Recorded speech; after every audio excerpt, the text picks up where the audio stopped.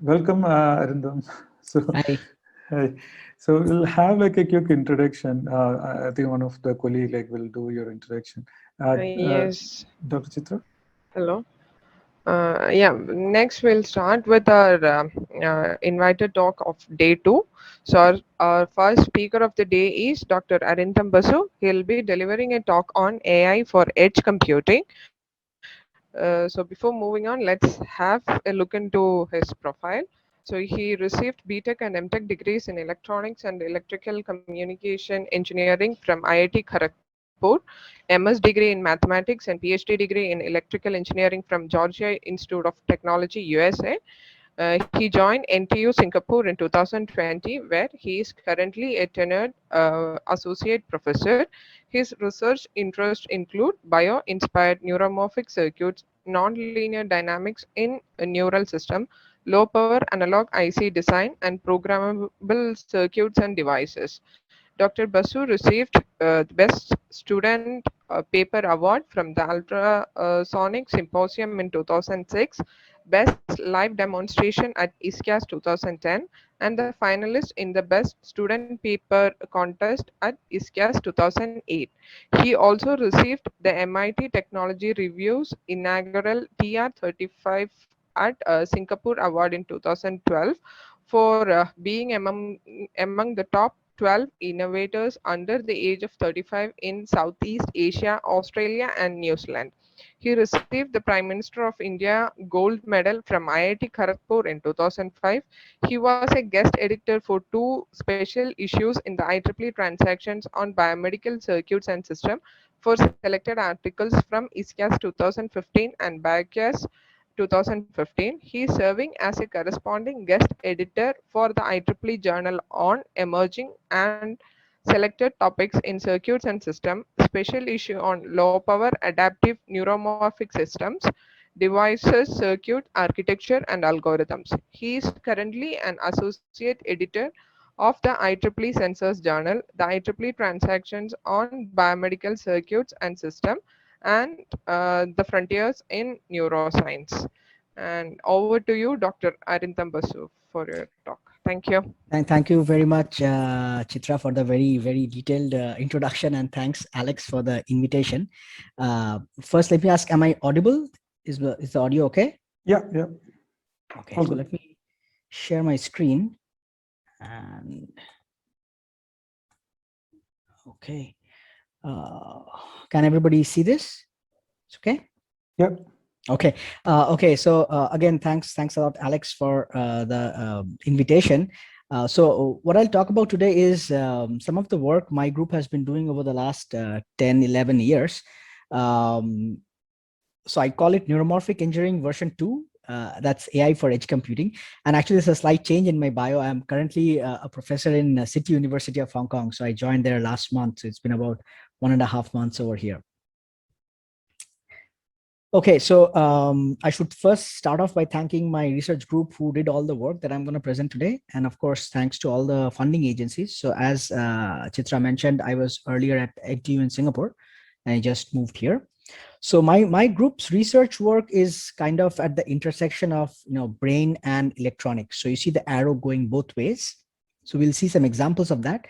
So broadly speaking, what we work on is neuro-inspired or neuromorphic circuits, algorithms, and systems. So all these 3 layers of the stack, and we apply them to brain-machine interfaces, Internet of Things, machine learning, pattern recognition. We try to modify current conventional computer science algorithms by taking insights from neuroscience. And lastly, some new work that we have been doing for the last 2 years maybe is looking at some emerging areas of hardware security and how post-CMOS devices could help in neuromorphic computing. So I'll try to touch upon a few of these topics, and hopefully we can have some discussions after that if somebody is interested in more details. Okay, so I think this is an outline, and what I would like to first start off with is, what is the term neuromorphic and why do we need it? I'm sure there have been some discussions in this summer school earlier, but let me just talk about my perspective. So the term neuromorphic was actually coined by Professor Carver Mead at Caltech in the 1990s, and essentially what Carver noticed is for many types of computing problems, the brain actually consumes about 10,000 times less energy per operation than conventional digital computers. Okay, and so what kind of computing? Typically those where you are not interested in absolute value of variables, but more like relative values. For example, if I show you a picture and say, is it a cat or a dog? And you give me an answer, it's like, it's more likely to be a cat. So we are looking at relative values. For computations like these, Carver postulated that if we follow the hardware mechanisms of the brain, so it's not about the software algorithm, but about the hardware substrate. So in other words, if we follow analog computing principles, for example, the brain is using voltages, currents, ionic concentrations, and so on. So if we follow analog computing principles, we are also likely to be very energy efficient and very area efficient. Okay, so this was what I call is neuromorphic version 1. The original term neuromorphic meant circuits. Okay, the computation hardware should be physical, analog computing. Since then, the last 10 years or so, with the huge boom of deep learning, the term neuromorphic also has broadened in its connotation. Okay, so now if you talk with computer architecture community, folks there will say, okay, if my system uses a non-von Neumann architecture where the memory and the computing are mixed together, they're not separate, that is a neuromorphic architecture. Okay, so it could be digital computing, need not be analog. As long as memory and computing are merged, you can call it neuromorphic. Okay, some folks also say low precision computing, computing with 3-bit, 4-bit, 5-bit kind of bit widths instead of 32-bit word lengths. That's neuromorphic designs. Now, separately, if you go to the computer science community, people looking at algorithms, they have a slightly different definition. They would think about algorithms where the time is intrinsic to computing. For example, like spiking neural networks. They would think about these algorithms as being neuromorphic algorithms. Also, of course, if your architecture of the neural network is following biology more closely, of course, that's also a neuromorphic algorithm or a system and so on. Okay, so basically the terms have kind of, the connotation has diverged a little bit. It's become much more broad now. Okay, so why are we interested in neuromorphic computing? Okay, so the example that I'm going to give is from, this term IoT or Internet of Things. Essentially what you have here is, you have a bunch of sensors capturing data, and then you typically transmit it to the cloud where it's processed to get some insight. Okay, for example, this person wearing a lot of wearable sensors. For example, a sensor might be capturing his ECG or her ECG, and an algorithm might find out if there is an abnormal pattern in that ECG, and then that can warn the doctor that, okay, this person, you should call him or her in for a quick checkup to avoid, a catastrophic thing like a cardiac arrest or something like that. Okay, so and similarly in other examples like structural health monitoring, smart homes, environmental monitoring, all of them, we are thinking about tons of sensors capturing data and transmitting it. Okay, but the real issue comes when you want to scale these systems is there's really too much of data that we're talking about. So how can we scale to millions and billions of nodes? Too much data has two problems. One is bandwidth, the other is power. Okay, so I'm going to talk about it, give some concrete example from the field we work on is biomedical sensors. For example, sensors that collect data from the brain. Could be any of these modalities, but again, we're looking at tons of these sensors collecting information from the brain. Okay. So this plot is showing you a case where x-axis is number of sensors, in this case, number of EEG channels. Y-axis is power dissipation. This first black line is energy needed to sense the data. AFE is analog front end. That's the low noise amplifier. Okay. The second black line is the ADC. That's the energy needed to digitize the data. Okay. These two lines, the red and the blue lines, these are the energy needed to wirelessly transmit the data using two common protocols, Zigbee and Bluetooth. So what you see is wireless transmission energy is 2 orders of magnitude more than the energy needed to sense or digitize the data. Okay, so wireless transmission becomes the bottleneck here. So what's the solution? The solution, of course, is edge computing. So you do some more processing at the sensor node to reduce the data, compress the data. Okay, so effectively then IoT should become intelligence of things. Okay? We have to make all of these things intelligent. But then, of course, as a flip side, the machine learner or the AI that is on the chip to process the data, that itself has to consume very little power. Because otherwise, if it consumes same amount of power as the wireless transmitter, we don't gain anything, right? So the question becomes, how do I make very low power machine learners? So again, you could think, why not use standard digital processors, right? So digital processors, this plot is showing you how energy efficiency of digital processors has changed over time. So you look at something like Kumi's law in that case, and what you see is energy efficiency on the y-axis for digital processors is actually saturating for a long time now. So effectively, if you are just looking at the standard digital processor, the ones that you have in your laptops and cell phones, you could potentially, by improving technology, get a factor of 2, factor of 3 improvement, but not the factor of 1,000 or 10,000 that we are looking at to enable these kind of applications. Okay, so again, that's why we are looking at a brain-inspired or neuromorphic technology to get this radical change, 10,000 order of improvement in energy efficiency and so on. Okay, so I talked about few characteristics of neuromorphic. So I'll give you 3 examples of our research work. First one is I'll show you a case where we are using the analog circuits and non-von Neumann architecture as 2 features of neuromorphic in this particular design. Okay, so firstly, talking about analog computing, anybody who has done analog circuits would probably know that, when we're talking about doing large scale neural networks in analog, it seems like very difficult, right? Even if you make a single amplifier, you have so many things to think about, right? Noise, offset, mismatch, so many things that make analog less robust. Okay, so basically, neuromorphic analog is low power, yeah, but what about the robustness? That's a big problem, right? In particular, whenever people have tried to do large neural networks in analog, the bit precision or the matching of parameters has been a big pain point. Okay, so this kind of work has been there from the early 90s, even 80s, right? So what we did in our group is we kind of did a hardware software co-design. So we came up with particular architectures of neural network that are more resistant to statistical variations or mismatch in devices. Okay, so this particular class of randomized neural networks, many neural networks fall here. For example, extreme learning machines, random vector function link, liquid state machines, neural engineering framework, and so on.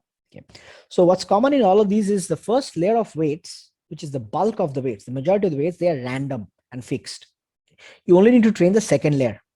So in that case, mismatch becomes a feature because I can use it to get these first layer of random weights. But of course, you might think that, okay, there has to be a trade-off somewhere, right? If I'm not training the first layer, as opposed to a neural network where every layer can be trained, I must be losing something. Yeah, indeed, we do lose something. For these kind of networks, you typically need 2 to 3 times more number of neurons to get the same level of accuracy.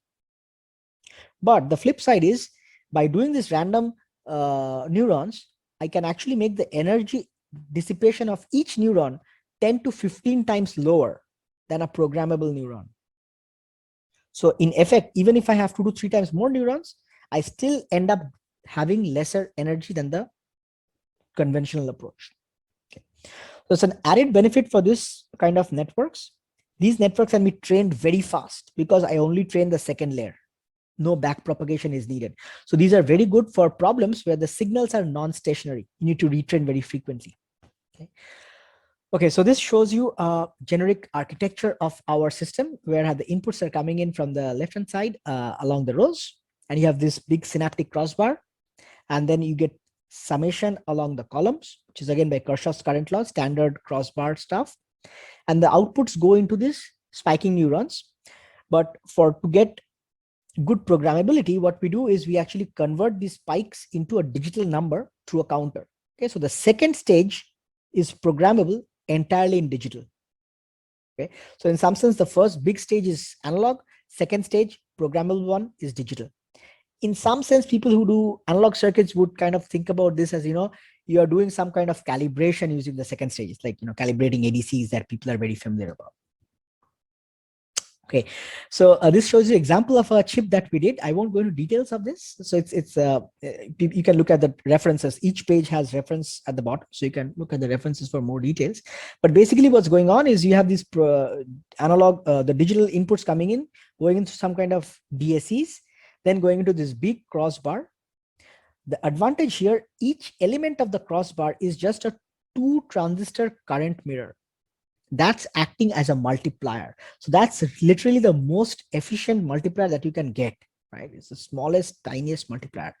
And the random weights are essentially given by exponential of threshold voltage mismatch, delta VT divided by thermal voltage. So again, this shows you how threshold voltage mismatch, which is typically a bug for analog design, we made it into a feature. Okay, there are some other tricks that we played because these are all random vectors. Each of the weight vectors are random vectors. I can virtually expand the number of neurons by doing linear combinations of these random vectors and then passing it to a nonlinearity.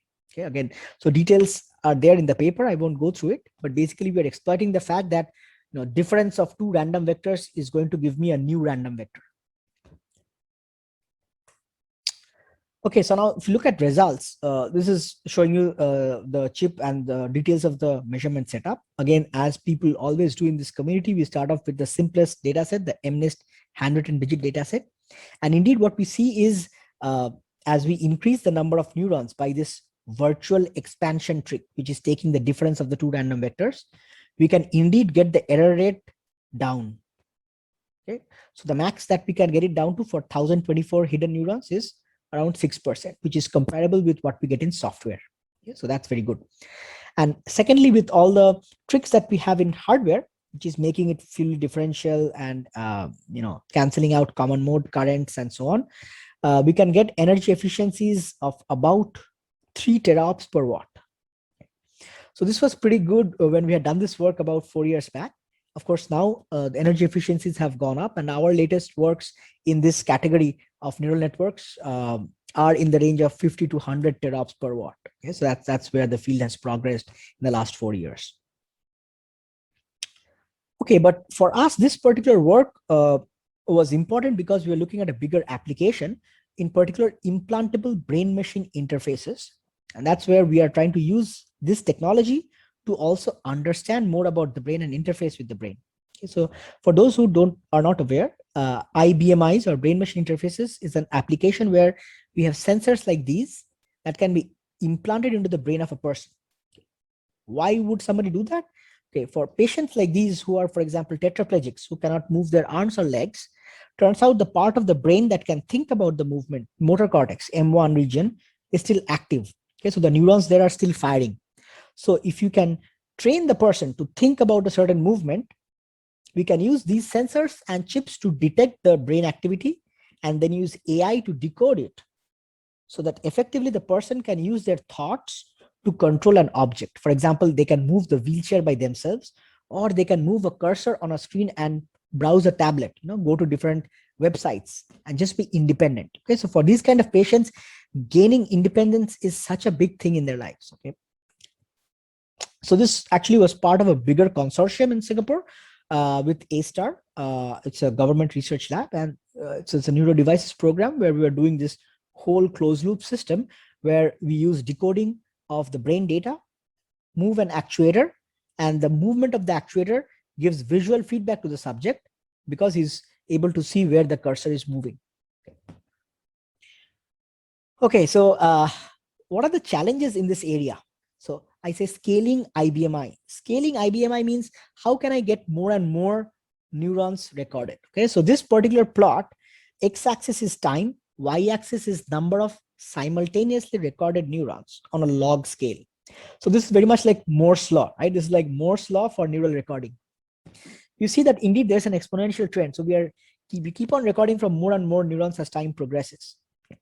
Just as a hypothesis, if you want to record from all the neurons in the brain, the data rate would be a whopping 3.5 terabits per second. Okay, so that's huge. Okay. Of course, as we mentioned earlier, bandwidth and power both become unsustainable if you are trying to do wireless transmission of this data.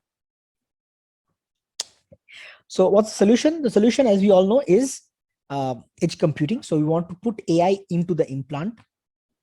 And so our solution is something like this. Conventional systems record data and then transmit it. We want to put in a MLCP, which is a machine learning coprocessor that can extract information from the data and then just transmit the commands, how much the actuator has to move. That's it. So now if I compare our system, our system is DECS, standing for decoder, neural decoder, with other compression schemes. What you can see as the number of input channels keeps on increasing, all other compression schemes will exceed these dashed lines. These dashed lines are conventional data rates from neural implants. But you see, our approach is still well within the limit. Okay, so that's why we think this approach really has the potential to give you the next 10x increase in the number of neurons that you can record wirelessly from the brain. Okay, but what are the challenges in these kind of neural decoders? Why doesn't everybody do this?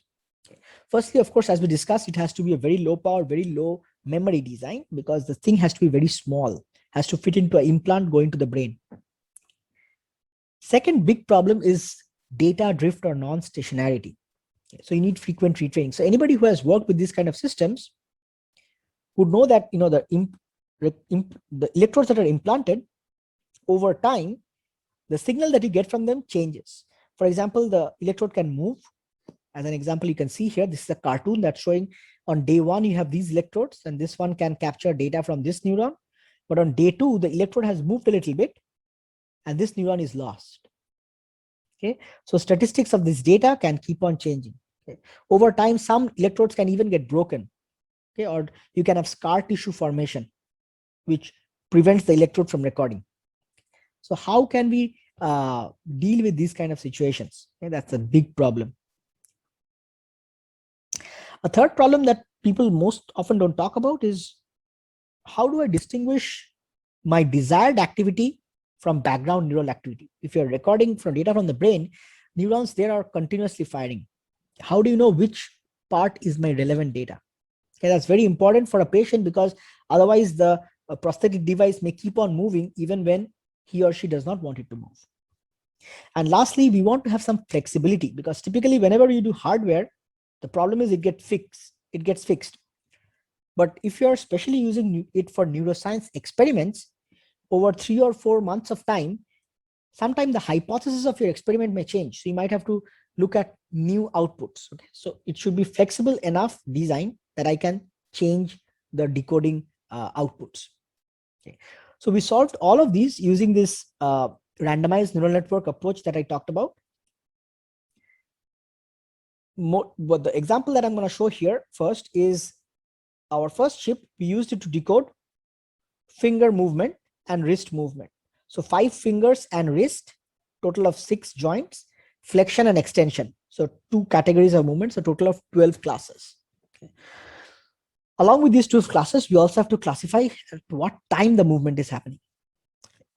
So we have several algorithmic tricks as well, like dimension increase using delay embeddings and so on, which I won't go into these details. But again, you can look at any of these papers to see more details of our work. But what we could show essentially is, as we increase the number of hidden layer neurons in our chip, at around 60 or 70 neurons, our decoding accuracy reaches around 95%, which is exactly what you get in software state-of-the-art algorithm for this data set.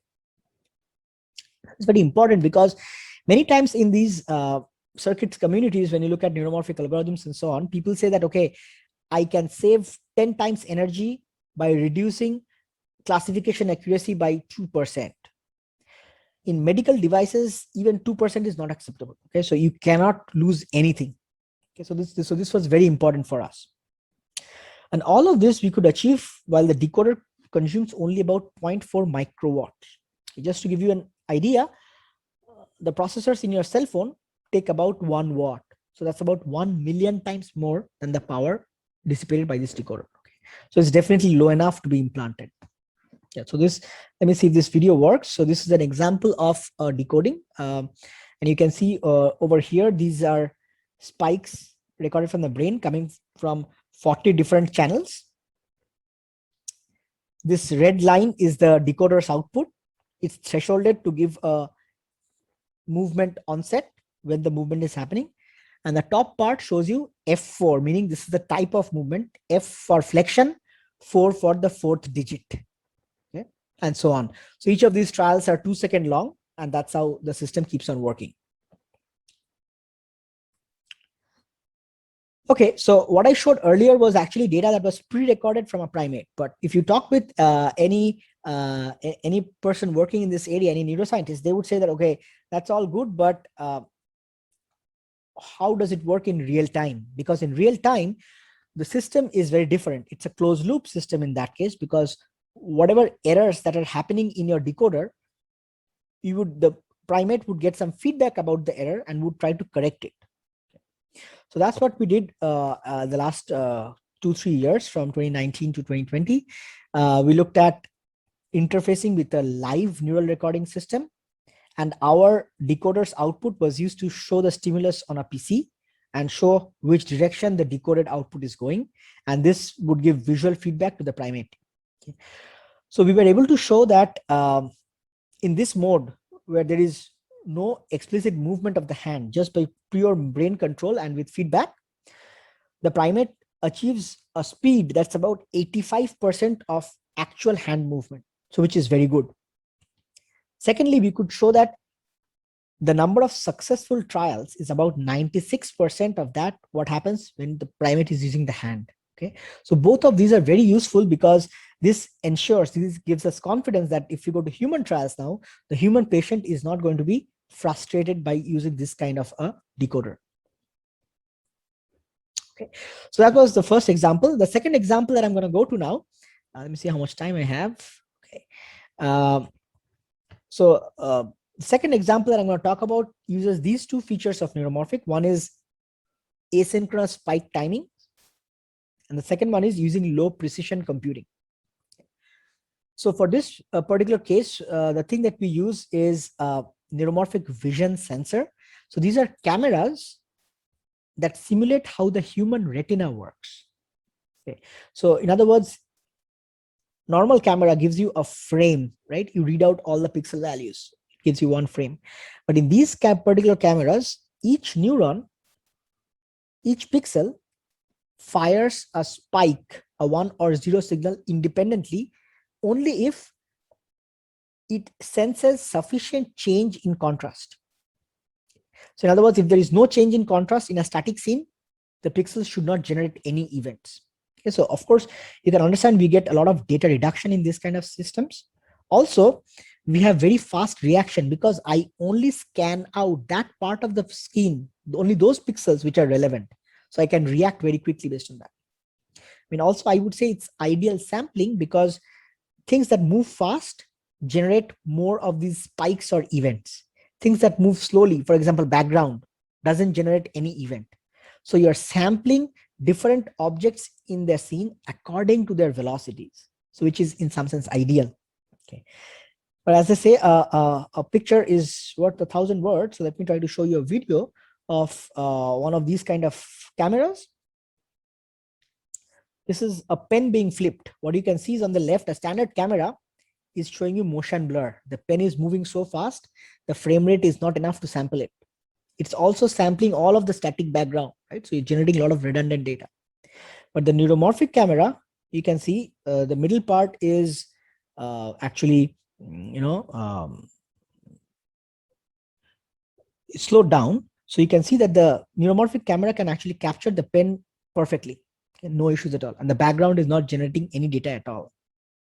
Okay. So we are trying to now think about how to use these cameras in the application of IoT. In particular, this is also called the Internet of Video Things, because video cameras are so very different from other sensors because of the huge bandwidth of data they produce. So this particular plot is just showing, a projection from Cisco showing that, video data is supposed to be, the majority, 90% of the data by 2030. Okay, so makes sense for us to focus on how we can compress or more efficiently store these kind of data. Most of the work in the neuromorphic community uses these cameras for fast reaction, For example, put it on a drone that's moving fast, use it to avoid obstacles. But we thought, can we reduce the speed and in exchange, reduce the power and data volume? Okay, so that was our thought process. And it was because our application was something related to defense application, looking at a thing called an unattended ground sensor, where in a remote area, you want to put a camera that has to, of course, be battery powered and wirelessly transmit the data so that the soldiers know whether there's any enemy vehicle approaching their base camp. Of course, you can also use this for traffic monitoring. And that was actually how we demonstrated the system, by using it for traffic monitoring that can help autonomous vehicles in future. Okay, so just to put the whole thing in perspective, there are several works in the neuromorphic community that are looking at these event-driven cameras or neuromorphic cameras. To explain how our work is different, I show you this notional plot. This axis is accuracy of, in this case, for example, it could be tracking how fast an object is moving, how well you can track a moving object. Okay. This axis is cost. Cost could mean power, area, or how many computations you are doing. And this axis is camera velocity. For example, if it's on a drone, it's moving very fast. If it's stationary, then it's moving very slow, right? Not moving at all. Okay. So there are earlier work which are very low cost, but the accuracy is very low. This is, for example, event-based mean shift, EBMS. It's a very popular algorithm for neuromorphic cameras, but accuracy is very low. There are many new works that are looking at very fast-moving cameras. They use feature tracking, SLAM. They're used for SLAM, visual odometry, and so on. These algorithms are very good, but their cost is extremely high. So what we are trying to come up with is an algorithm that has very low cost, but pretty high accuracy at the same time. But our assumption is this is only for systems where the camera is not moving. Okay, so for very slowly moving or stationary cameras only. So that's where we are situated. Okay, so somewhere between these two.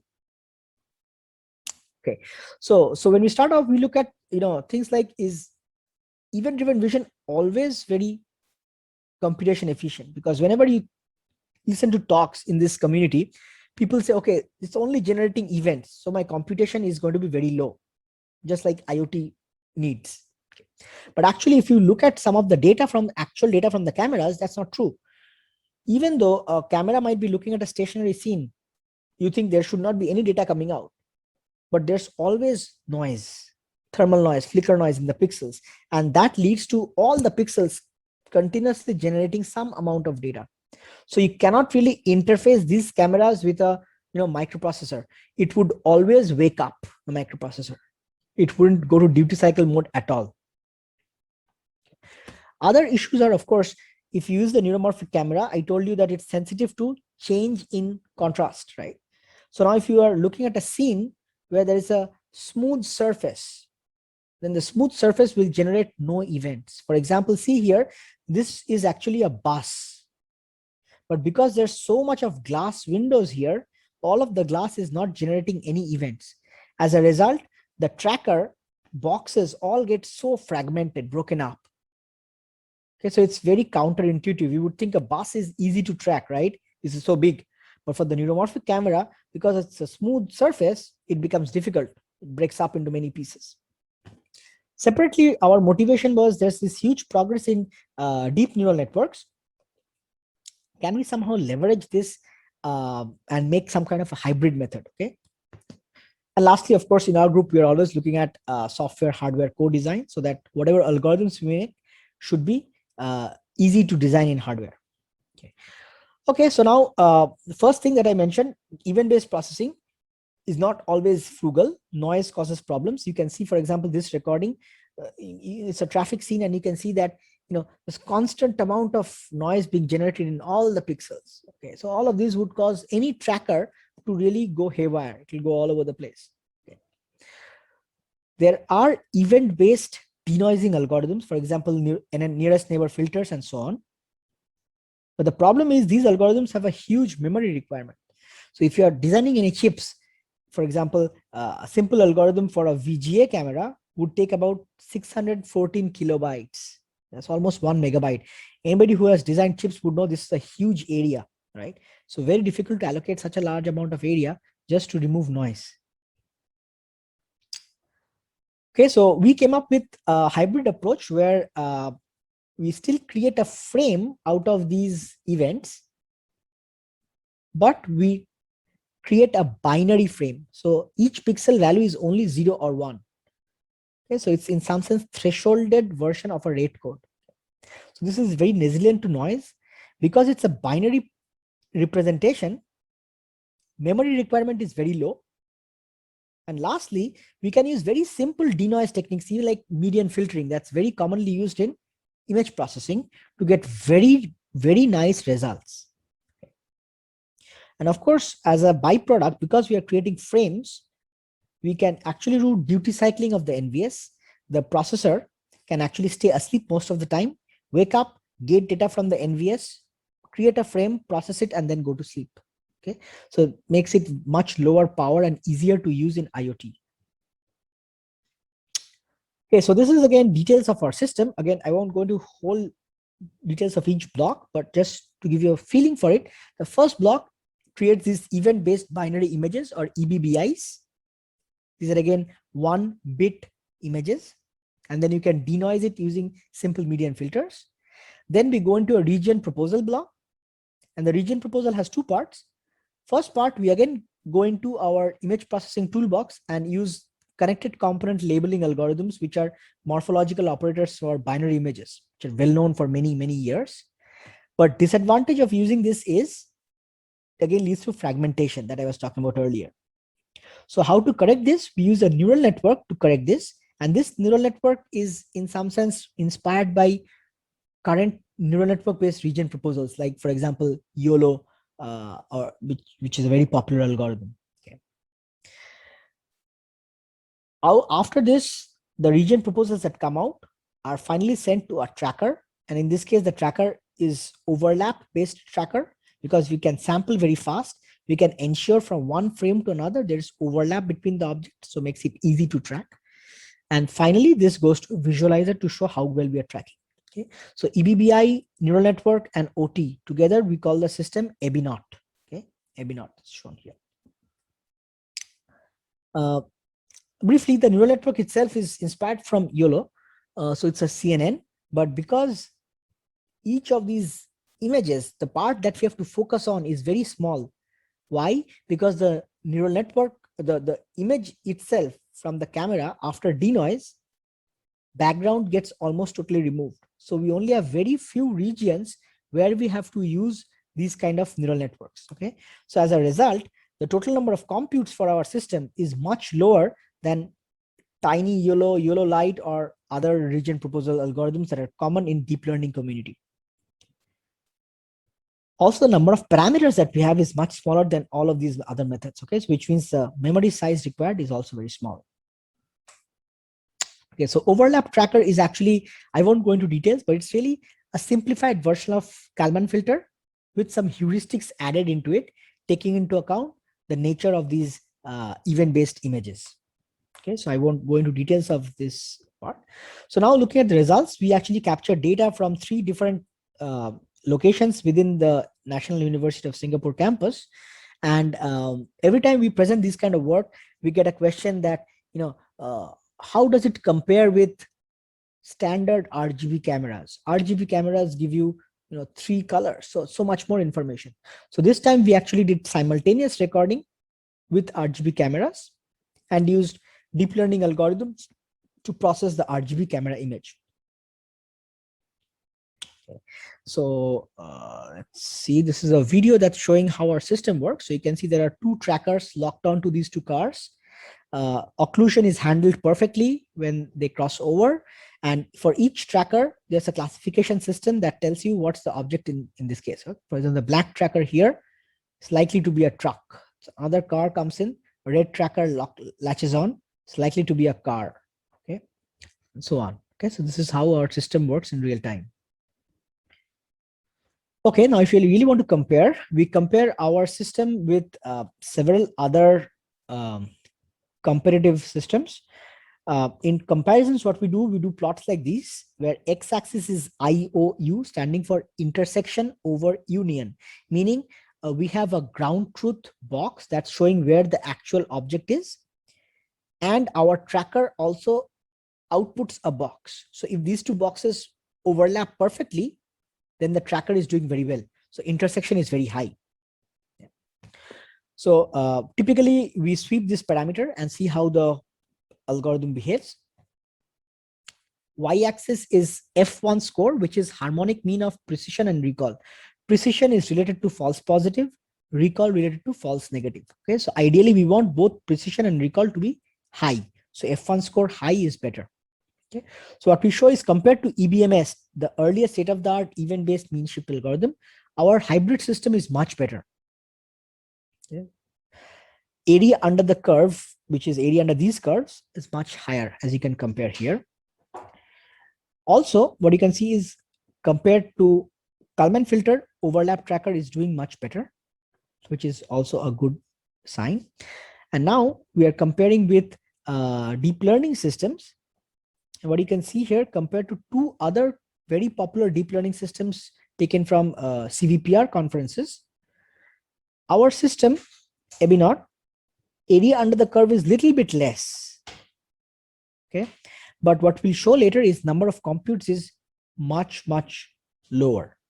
Okay, so area under the curve is very similar to these deep learning systems, much higher than earlier event-based systems. Okay. So we were also very surprised at this result, because the event-based cameras are giving such a low resolution output. How does it work so well? So we looked at where the deep learning systems are failing, and typical examples, some are shown here. For example, here you see a tracker latching onto a motorbike. As the motorbike crosses a road sign, the tracker actually latches onto the road sign because it's very salient. Okay. Same thing here. This is a tracker latching onto a car, but when the car keeps on moving, the tracker keeps on latching onto the road sign here, and the box keeps on increasing, so the precision keeps on reducing. Okay, so these problems are not there in the event-based tracker at all, because the background part is really eliminated. So to summarize, this is basically how our work compares with all other works. Here, x-axis is computations or the cost. Y-axis is area under the curve, which is the performance or accuracy. And what you see is, compared to deep learning approaches, we are very close to it in accuracy, but our computes are about 10,000 times less.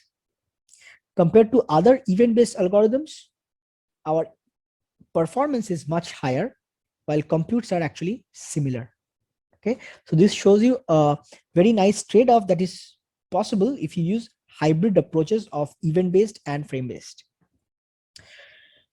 Okay, so the last thing that I'm going to talk about is third example, where again we use analog processing as a feature of neuromorphic design, and we also follow biology very closely. In this particular case is looking at tactile sensing or touch sensing. If you look at the AI community, the deep learning community, you think vision and audition are very commonly explored. But if you think about our senses, touch is such an important part of the sense, right? So what about that? And that's very important. If you look at robotics or prosthetics, all of these devices require some kind of tactile sensation. Okay. So we think about it. What's the problem? What's the problem in scaling up current tactile sensor arrays to what we have, human skin? Okay. Human skin has such a high density of receptors along your whole body, and it's extremely high density at fingertips, for example, sensitive areas. What's the challenge? The challenge in scaling current tactile sensors is, firstly, latency. If you current tactile sensors, typically you read them out one by one. So if you have a very big array, it takes a long time to read out. So if you're trying to do any kind of closed loop system, the latency causes a problem. Okay, for example, if you're trying to grip a cup, by the time you understand how much force the cup is exerting, the cup would have fallen down. Secondly, wiring is a big issue. If you have so many sensors, how do you connect wires back to a central processor? Our nervous system is very good because it has very fine nerves and it has 3D wiring. In our current flexible systems, these are 2D wiring. Okay, so we cannot really match up. the wiring requirement. Thirdly, robustness is as an issue, because if you're using these devices, for example, prosthetics, the user can actually keep on banging the device, okay, because it might get out of control. Even robots can do that. So if any wire breaks, he might lose access to a whole array of touch sensors. Okay, so it's very difficult to make sure it's robust. Lastly, for us, what we are seeing is in the material science community, people who are focusing on tactile sensors are just trying to make it more pressure sensitive. Whereas there are other dimensions of touch. For example, we as humans learn a lot from pain receptors, but that is largely lacking in this community. Okay, so inspired by all of these, we came up with a new system. We call it the memristive robotic nervous system, where we have robustness and scalability by 3 mechanisms. Again, I won't go into too details, but you can look at this paper, which came out in Nature Comms last year. Firstly, we have a pain receptor made out of IWO devices. And what we hope is if the robot can sense pain, then it can trigger a reflex arc and the robot can actually move the hand away. So it doesn't damage the hand too much. Secondly, the sensors that were made, it was in collaboration with a material science group who came up with this wonderful self-healing design, so that if the sensor is cut a little bit, there's an ion gel that flows back and again restitches the whole device. So I show you the first part, the pain receptor. This is actually made out of a diffusive memristor device, which has a not a long-term memory, but a short-term memory. So what this plot is showing is after the blue curve is the normal threshold of the device. And right after the injury, the threshold rate goes up a lot. Okay. And you see over time, the threshold is going to relax back. So basically what that means is in the short duration before the sensor has healed back, the robot will not actually go to that harmful stimulus again. The self-healing part is really shown here, where after a cut, before the cut, you can see signal coming through this device. After the cut, the signal is lost, but after some time, after healing, the signal comes back. The third part, which I think is most interesting for this community, is to get around the problem of wiring everything to the central processor. We thought about, okay, can we do edge computing? Can we put more processing onto the skin itself? So we put in concepts from central nervous system into the skin part, which is the peripheral nervous system. So we are going beyond biology now, and we put learning synapses on the skin. These learning synapses are actually memristors that have long-term plasticity. Okay. So why do we do that? For example, the reason is if there is a harmful stimulus like a sharp knife, then initially the robot can learn what is a harmful stimulus. And then afterwards, even if this teacher signal from the pain receptor or the nociceptor is lost, by virtue of this learning, the robot can remember which stimulus is bad. For example, here you can see this red signal is the input from the nociceptor, which is like a teacher signal, which is forcing associative learning on these synapses. In the next phase, even if this sensor is damaged, broken, you can see for these particular signals that are harmful during training, now after training, the output can actually cross threshold and fire a reflex arc by itself. Okay, so again, now we are kind of going beyond biology in this case. Okay, so this is a short video that shows the approach. Let me see if I have time. Okay, so this is showing you a robot arm on which our thing is mounted, and we are disconnecting this. This is showing what happens if there's a damage, and you see that, okay, even if there is any pressure, noxious signal being given, the robot arm doesn't move away. So now it's the training phase when we are training, okay, what is a noxious signal? Association is being developed and the arm moves away from the noxious signal. Okay. So what we'll show is after some time, even if you disconnect, which is looking sort of simulating a damage to the nociceptor. So this is the training phase when we are trying to build up the association over several times.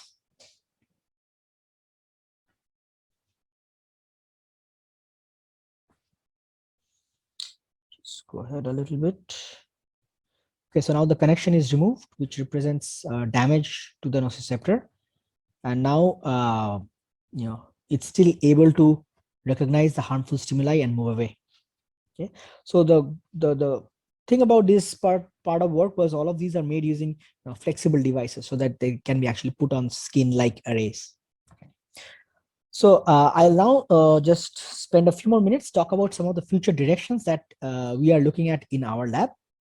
The first part is looking at this brain-machine interface part. I didn't talk too much details about the algorithms, but I talked about non-stationarity being a problem. And we in our group have developed several algorithms like, SCML is sparse ensemble machine learning that allows the user to not retrain for a very long time, maybe even a month, couple of months, but you still have to retrain after that. Okay, so what we are thinking, can we now have a self-learning implant such that the implant can learn the changing statistics by itself? Okay, so we are trying to put in some kind of learning circuits within the system of the implant. Okay. Of course, there's many challenges. One of the biggest ones here is, how do I know how to determine the reward or the error or learning signal for this kind of an implant? Okay, so you have to get some cues from biology for this. Second one is for tactile sensing. I showed you that the sort of arrays that we have is very small. Now we are scaling it up to a big glove-like device, and then we are trying to make AI system, AI model of it, so that it can learn different types of grasp, and hopefully eventually the goal is to transfer it to real life robots or real life prosthetic devices. Okay, so use these kind of neuromorphic tactile systems for robotics or for prosthetics. The third thing that I haven't talked about so much, but the last couple of years in our lab, we have been looking at the intersection of neuromorphic machine learning with hardware security. So hardware security is very important for IoT, again, because the devices are just out there, accessible to anybody. So if anybody has access to your device, they can steal what is the secret key of your device.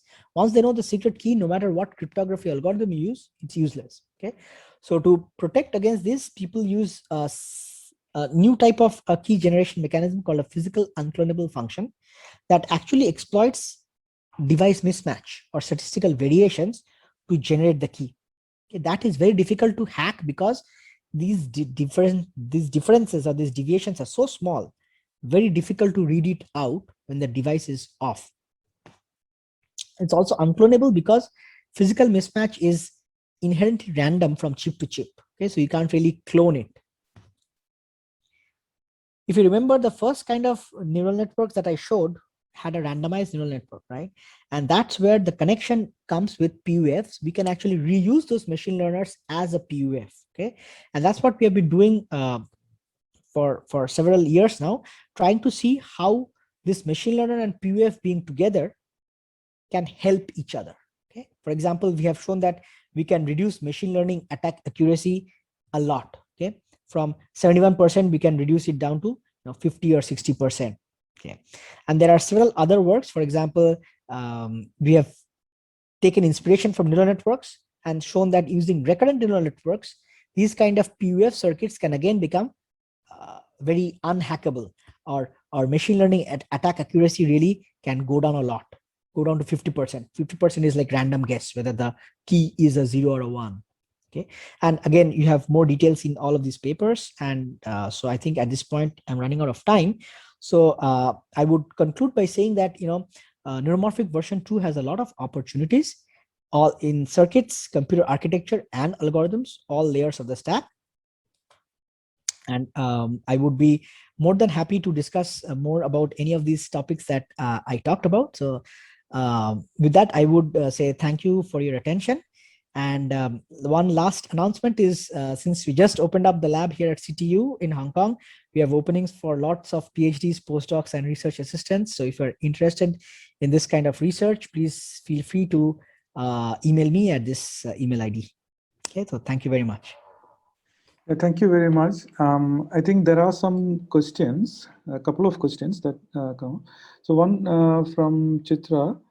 Could you please explain how to realize pain receptors with hardware circuits? Does it respond to multiple stimuli like force, heat, etc.? Okay, so it's a good question. Actually, the pain receptor part that we have is not a pressure sensor or not a temperature sensor. So what we are doing is the memoristive circuit is added after this off-the-shelf pressure or temperature sensor. So the memoristive circuit is really just giving us a sliding threshold mechanism. That's it. Okay, so nothing else. So the electrical sensing is happening using off-the-shelf sensors. Okay. There's another question, Saeed Abdul Rahim. Which type of memristive model is used in Neuromorphic in your presentation? Okay, so for this kind of work, the works that I showed here, the last work was the one that I showed memristors. We do not use any model at all. It's a hardware implementation. The work that I showed in future work, where we are looking at translating to a large array and putting it into an AI system that can realize different types of grasp, that's where we are starting to incorporate some kind of memristive models.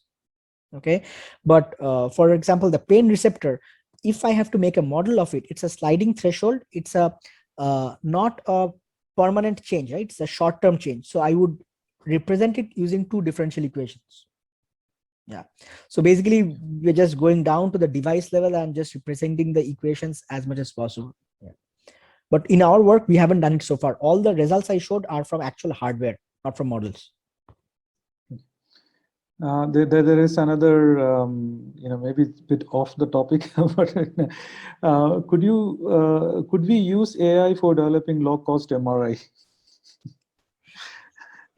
Well, I mean, I guess given the current AI bandwagon, everybody would say yes, you can do everything with AI. But I personally, I don't know. I frankly don't have an idea about this at all, so I shouldn't comment. Yeah. So there was we had like a discussion just before, right? You might have attended like a lot of question was around like variability. How much of that had like impact in any of these applications? PUF, it's understandable, but like the other ones, like for The machine learner sensing, also was we were doing it in a way that we could use the mismatch. So basically, the way to get around it was the second layer had digital. Okay, so we had some layer with digital. So basically, we had to do training with chip in the loop. So in some sense, you either characterize the mismatch parameters directly, like what you do in a PUF, or you could pass your training data through the chip and get the output till the penultimate layer. And then with that, train a software algorithm to train the last layer weights, which in some sense is like, digital calibration. You can call it that way. Right. Yeah. So mostly a mixed signal approach. Mixed signal, but in the last example, the one that I talked about where you had flexible memristors, it was a huge pain to get the system to work because, memristors, even oxide memristors are so difficult, and these are these fancy organic flexible devices. And did you have any issue with power energy related part? This particular problem, power energy, wasn't a big concern itself because it was such a small array. It was more of showing the functionality that was more important here. So one other question, you mentioned about using YOLO architecture in your work. What is the motivation for coupling neuromorphic and deep learning? Will we get same performance from neuromorphic domain alone? Yeah, so that's what I showed. Hopefully, maybe it was not clear. Maybe I go back to the plot, which is, I like the plot a lot. It kind of shows everything in one picture. These two blocks are event approaches or neuromorphic approaches, just pure SNN, just use events. Don't do anything deep learning. Don't do anything frame. You can see that, sure, computes are low, but accuracy is not very good. I mean, nobody would actually use this in a production system. Right. The deep learning approach accuracy is highest, but by doing the combinations, I'm trying to get best of both worlds. My accuracy is pretty high. Computes are still much lower than deep learning comparable to these event approaches. Right. Yeah. So that's where we are. This is our block.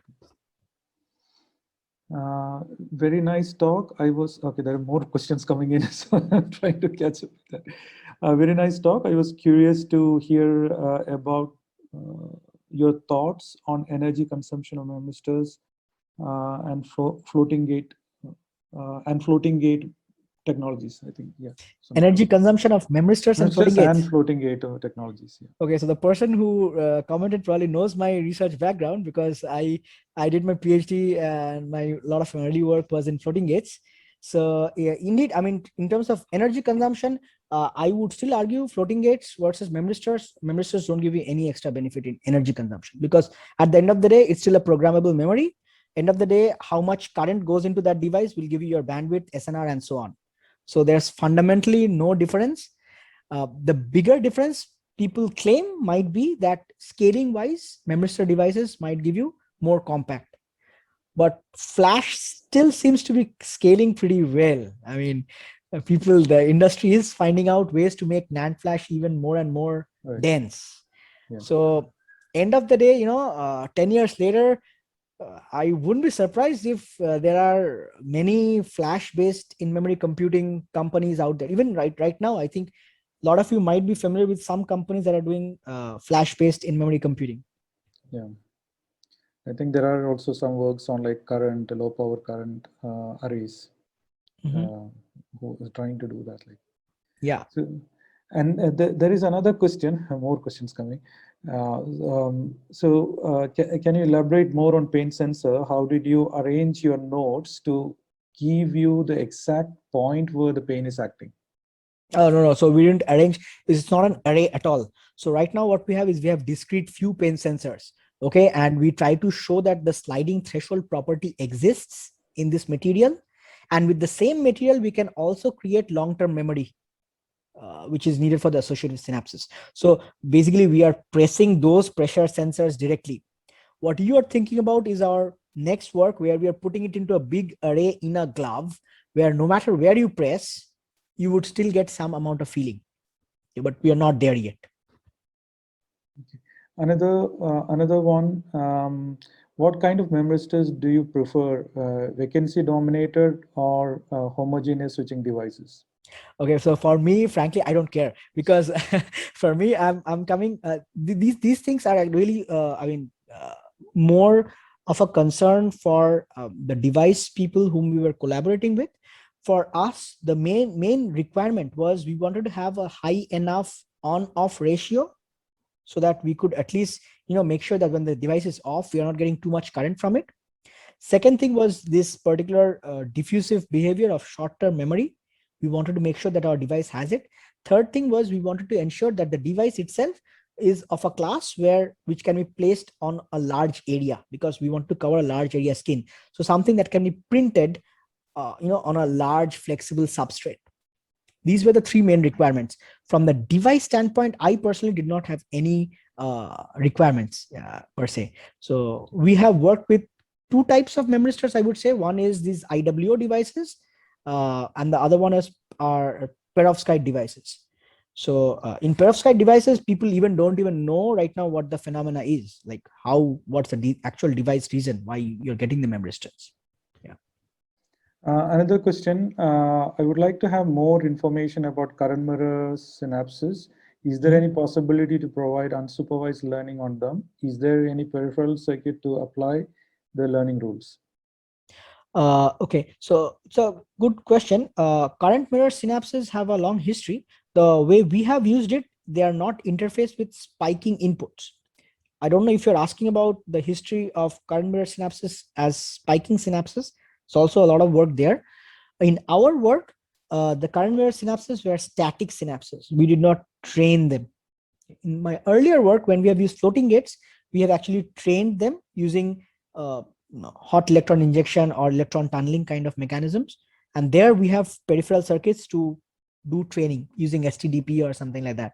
So if you're interested, you can send me an email and I can send you reference papers for doing STDP with current mirror synapses.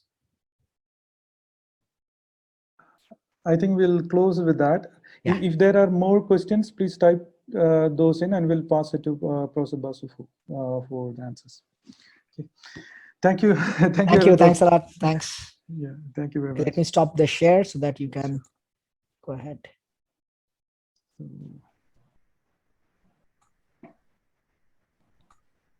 And thank you, Dr. Arintham Basu, for your informative talk.